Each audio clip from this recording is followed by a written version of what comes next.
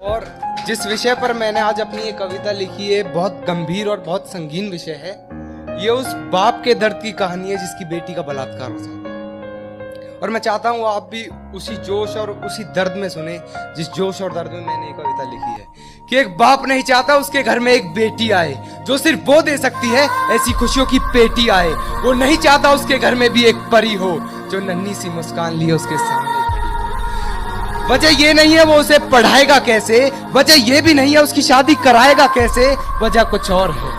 वजह ये है कि कहीं उसकी इज्जत तार तार ना हो जाए। उसे डर है कहीं उसकी बेटी का बलात्कार ना हो जाए। उसे डर है कहीं अरे कोई नहीं समझता इस पीड़ा इस दर्द को, उसके शरीर के निशान, उसके बहते हुए रक्त को, क्योंकि हम तो मसरूफ रहते हैं अपनी ही बातों में। अरे हमें क्या मतलब कितना तनाव है हालातों में, हमें क्या मतलब किस बहन बेटी की इज्जत लूटी गई। हमारे घर की इज्जत तो सुरक्षित है ना हमारे हाथों में।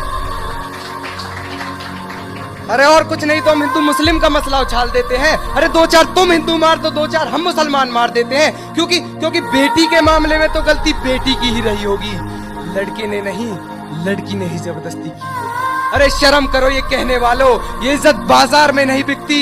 अरे तुम्हें लड़की के छोटे कपड़े दिख जाते हैं, अपनी छोटी सोच नहीं दिखती। और क्या कहते हो तुम कि लड़की अगर रात में बाहर निकलती है तो ही रेप होता है, लड़की अगर छोटे कपड़े पहन के सरेआम घूमती है तो ही रेप होता है।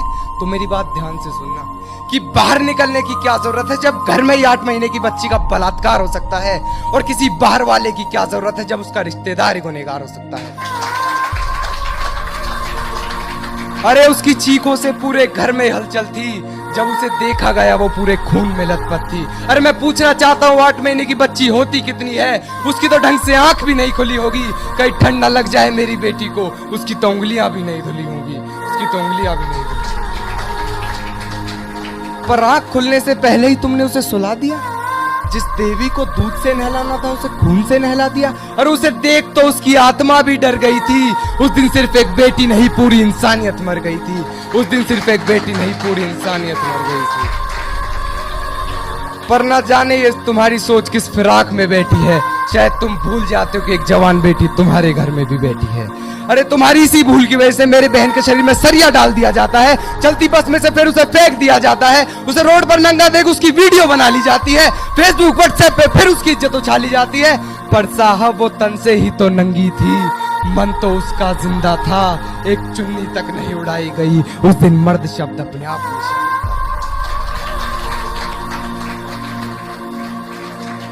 उसके कातिल भी जेल से यूं ही निकल जाते हैं, वहां से निकल फिर वो एक बस में चढ़ जाते हैं ताकि फिर कोई बहन उनकी बस में सवार हो सके, ताकि फिर कोई दामनी उनकी हवस का शिकार हो सके।